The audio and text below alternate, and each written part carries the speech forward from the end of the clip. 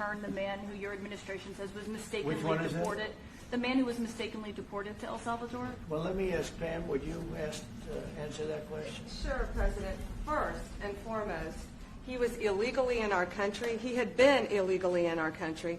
And in 2019, two courts, an immigration court and an appellate immigration court, ruled that he was a member of MS-13 and he was illegally in our country. Right now, it was additional paperwork had needed to be done. That's up to El Salvador if they want to return him. That's not up to us. The Supreme Court ruled, President, that if, as El Salvador wants to return him, this is international matters, foreign affairs, if they wanted to return him, we would facilitate it, meaning provide a plane.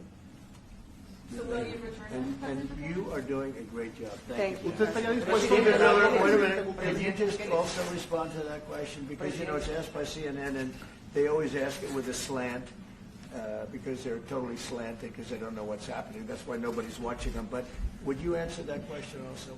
Yes, gladly.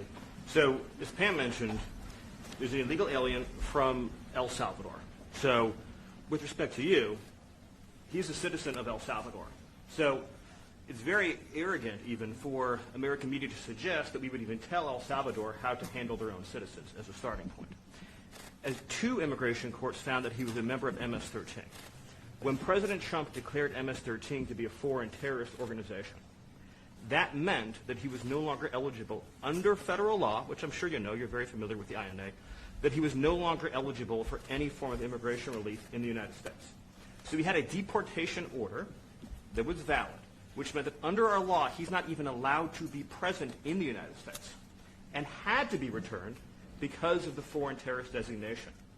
This issue was then, by a district court judge, completely inverted, and a district court judge tried to tell the administration that they had to kidnap a citizen of El Salvador and fly him back here.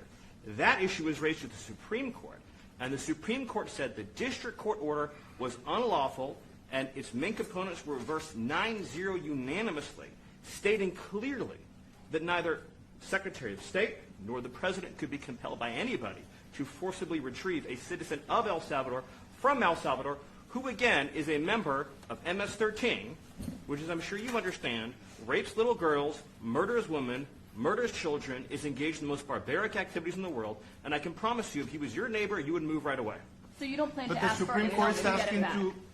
And what was the ruling in the Supreme Court, Steve? Was it 9-0?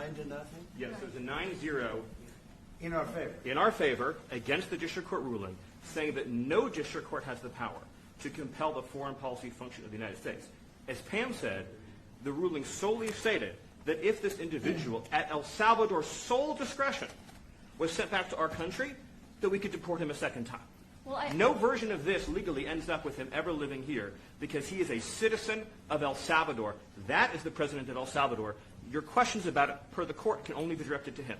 I asked ¿Usted lo President liberaría, Bukele, Presidente what is Bukele? can President Bukele weigh in on this?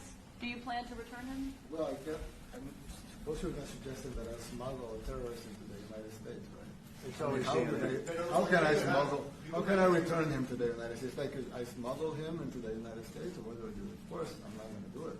It's like, I mean, the question is preposterous. How can I smuggle a terrorist into the United States? I don't have the power to return him to the United States. But you can release him inside El Salvador. Yeah, but I'm not releasing. I mean, we're not very fond of releasing terrorists into our country. I mean, we just turned the murder capital of the world into the safest country of the Western Hemisphere, and you want us to go back into releasing criminals so we can go back to being the murder capital of the world? And that's not going to happen. Well, they'd love to have a criminal, released into I mean, there's a fascination. They would love it. Yeah. They're sick. These are sick people.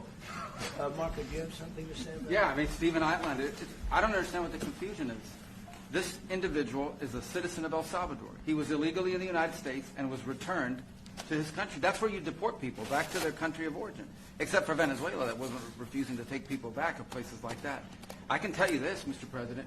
No, the foreign policy of the United States is conducted by the President of the United States, not by a court. And no court in the United States has a right to conduct the foreign policy of the United States. It's that simple. End of story.